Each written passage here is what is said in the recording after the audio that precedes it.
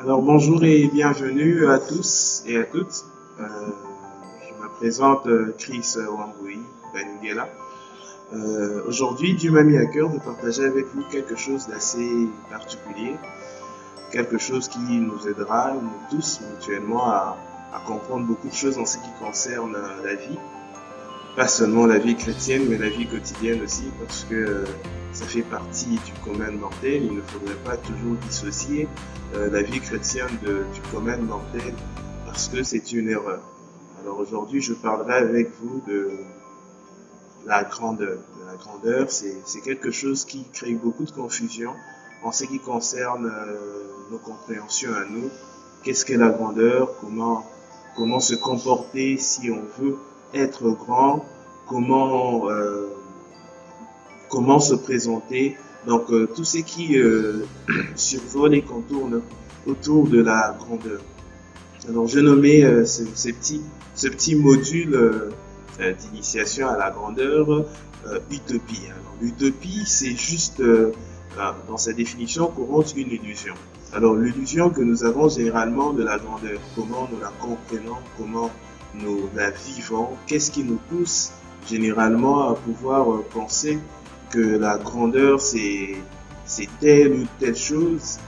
C'est vraiment des choses que nous devrons continuellement avoir pour pouvoir comprendre réellement qui sommes-nous et qui devons-nous être si nous voulons réellement être grands dans ce monde. Alors, réellement, nous nous posons toutes ces questions. Ces questions, certes, sont des questions qui, par moments, nous ne trouvons pas de réponse directe, mais je pense et je suis convaincu qu'avec la grâce de Dieu, nous pourrons, dans ces 5 minutes, essayer d'allumer cette chandelle en ce qui concerne la grandeur. Alors, qu'est-ce que la grandeur? Qu'est-ce que la grandeur? La grandeur, c'est celle dont nous parle la Bible dans le livre de Luc en nous parlant de Jean-Baptiste. Alors, le Christ s'est permis dans la Bible de dire que parmi tous ceux qui sont nés d'une mère ou bien d'une femme, il n'en a point connu d'aussi grand que Jean-Baptiste. Alors, c'est une question qu'on se pose, on se dit, alors, Élie n'était pas grand? Bon, on dit qu'Élie, il était grand, mais on dit qu'il n'était pas plus grand que Jean-Baptiste, on dit que Salomon n'était pas plus grand que Jean-Baptiste. Alors je me pose plusieurs questions, moi personnellement, de savoir pourquoi alors le Christ, qui est notre Seigneur, s'est permis de dire cela. Et en épluchant 2 ou 3 petites données, je vais à comprendre au fait qu'il y avait une caractériologie qui décrivait précisément la grandeur de Jean-Baptiste. Ces caractères, ou bien cet amas de caractères, faisait de lui grand devant Dieu et grand devant les hommes, parce que Dieu lui-même s'est permis à travers l'ange qui s'est adressé à Zacharie dans le même livre de dire que Jean-Baptiste serait très grand auprès des hommes et beaucoup de choses qui s'ensuivent. Alors, pour un peu essayer de coucher tous ces traits de caractère ou bien toute cette caractériologie, nous pouvons déjà citer un de caractère qui déterminait cette grandeur que tous nous avons besoin. Je ne sais pas s'il existe une personne qui est capable de dire « Je ne peux pas être grand » parce que c'est faux. Tous nous voulons être grands dans notre vie. Tous nous voulons devenir des grands messieurs, des grandes dames. Nous voulons impacter ce monde d'une manière ou d'une autre. Alors le problème, c'est de savoir quelle grandeur attendez-vous, quelle signature pensez-vous que la grandeur, c'est le fait d'avoir beaucoup d'argent, avoir plein de buildings, être âgé de 150 ans. Ce sont des faits à prendre en ligne de compte, mais est-ce là vraiment la grandeur? La grandeur, c'est pas là. La grandeur, c'est, au fait, c'est, comme je vous le disais précédemment, ces caractères qui définissaient Jean-Baptiste. Alors, la grandeur dégage une profondeur, la grandeur dégage une forme et la grandeur dégage un comportement. En parlant de profondeur, c'est 3 traits. Je parle de profondeur, je parle de forme et je parle de comportement. En parlant de la profondeur, nous remarquons que, en ce qui concernait la grandeur de Jean-Baptiste, nous remarquons l'alliance, que Jean-Baptiste avait avec Dieu. l'intimité qu'il avait avec Dieu, cette profondeur qui le liait avec Dieu, cette interaction qu'il avait avec la connexion divine.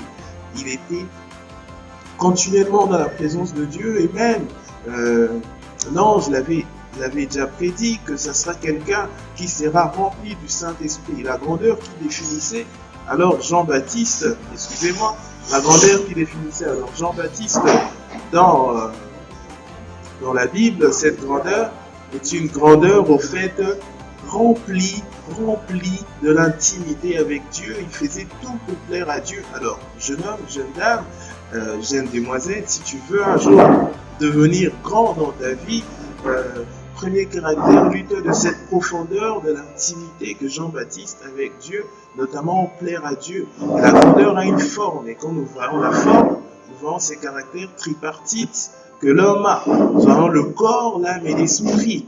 Alors chacun de ces trois caractères a un régime. Le premier régime, en ce qui concerne le corps, c'est le vestimentaire. Comment t'habitues? Comment te présentes-tu? Vous me direz là, Jean-Baptiste s'est habillé pas très commode, mais ça c'était à son contexte, à son époque. Mais dans notre contexte à nous, l'habillement détermine la personnalité d'une personne. Plusieurs psychologues vous le diront.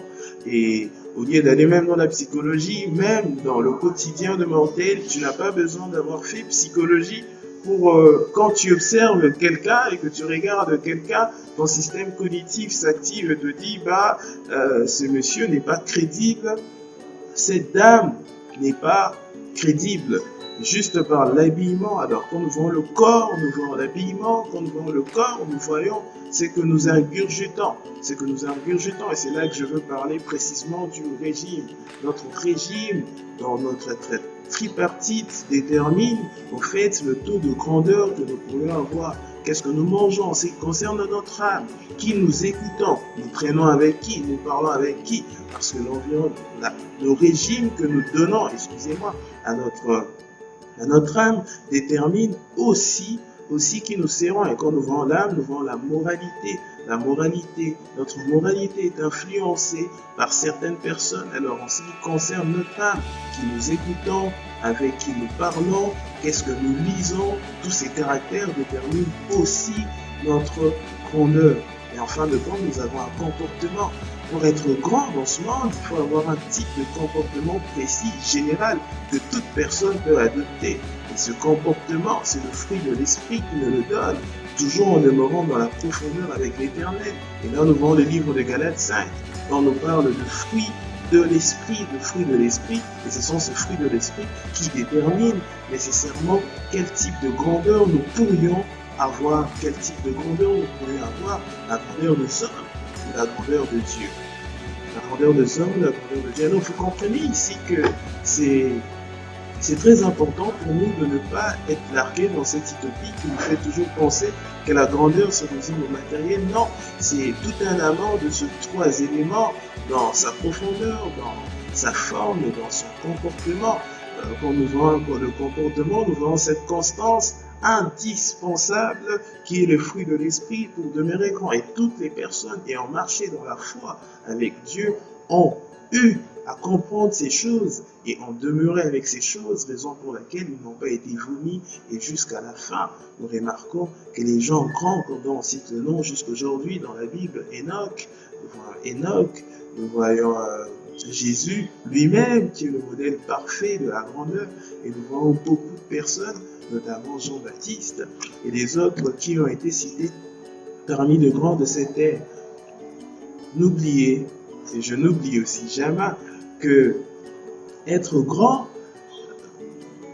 dégage une profondeur, dégage une forme et dégage aussi un comportement. Et si tu es grand devant Dieu, tu es aussi grand devant les hommes. Alors, j'aimerais plus m'appuyer à cet élément de la forme que beaucoup de personnes rejettent. Quand on parle de vestimentaire, quand on parle de toutes ces choses, ils se disent, c'est pas très important. C'est important. Un chrétien n'est pas toujours censé être mal vêtu, ou bien mal glingué. Un chrétien peut être un être propre et très propre même. Alors, merci de m'avoir de m'avoir permis de partager avec vous ce petit résumé. Alors, si vous voulez, si vous avez été édifié par cette vidéo, je vous conseillerais de le partager à 2, 3, 4 personnes et être aussi un canal de bénédiction pour beaucoup de personnes, être aussi un élément, une connexion, comme Éric Célérien a dit, une connexion divine pour certaines personnes, une connexion divine pour certaines personnes. Donc je vous conseillerais continuellement de feuilleter notre page Facebook PDF Mag, PDF Magazine, d'aller aussi sur notre site www.pdfmagazine.easy.s pour recevoir continuellement, pas seulement de moi, le message d'encouragement pour mettre en avant nos potentiels. C'était Chris Wambui, Baningela, PDG de PDF Magazine. Merci beaucoup.